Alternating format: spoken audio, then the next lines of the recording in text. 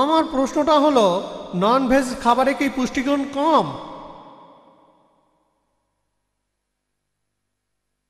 ভাই খুব সুন্দর প্রশ্ন করলেন যে নন ভেজ জাতীয় খাবারে পুষ্টিগুণের কোনো ঘাটতি থাকে কিনা। হ্যাঁ থাকে। আমি এই প্রশ্নের উত্তর না বলবো না। আমি কোনো উগ্রপন্থী নন ভেজ নই। কম থাকে কার্বোহাইড্রেট, ভিটামিন সি, কিন্তু এগুলো ভেজ খাবারে বেশি পরিমাণে থাকে। নন ভেজিটেরিয়ানরা শাকসবজি খায় আর ফল অনেক পুষ্টিকর, ভিটামিন সির জন্য আমরা খেতে পারি।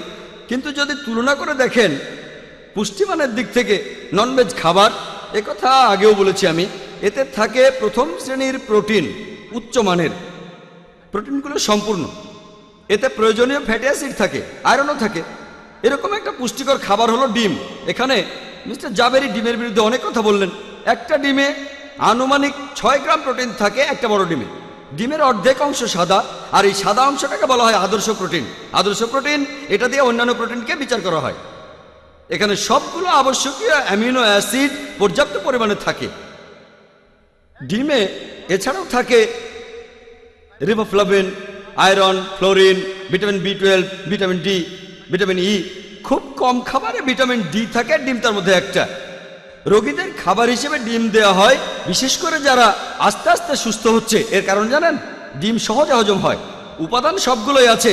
ওনারা ডিম নিয়ে অনেক বলেছেন, এর কিছু ক্ষতিকর দিকও আছে। এটাকে বলা হয় পুষ্টিগুণে ঠাসা খাদ্য, কারণ এতে সবগুলো প্রয়োজনীয় উপাদান আছে পর্যাপ্ত পরিমাণে, অতিরিক্ত নেই, কোনো উপাদানে অতিরিক্ত নেই। এতে ক্যালোরির পরিমাণও কম। একটা বড় ডিমে মাত্র 70 ক্যালোরি থাকে, কিন্তু ভেজ খাবারে এই প্রয়োজনীয় অ্যামিনো অ্যাসিডের সবগুলো উপস্থিত থাকে না। ভেজ খাবার খেলে কি করবেন? সবগুলো উপাদানই খেতে হবে। একজন মানুষ ভেজিটেরিয়ান হয়েও সবগুলো উপাদানই পেতে পারেন। তার ডায়েটটা তিনি ঠিকভাবে বেছে নেবেন, শাকসবজিগুলো ঠিকভাবে বেছে নেবেন, যে এই খাবারে অমুক উপাদানটা কম আছে, আবার অন্য খাবারে হয়তো উপাদানটা আছে। সঠিকভাবে যদি এভাবে বেছে নেন আর তারপরে খান, তাহলে ঠিক আছে। নন ভেজের ক্ষেত্রে যে কোনো নন ভেজই খান, সেখানে এই সমস্ত উপাদানগুলো কম থাকে না। আশা করি উত্তরটা পেয়েছেন।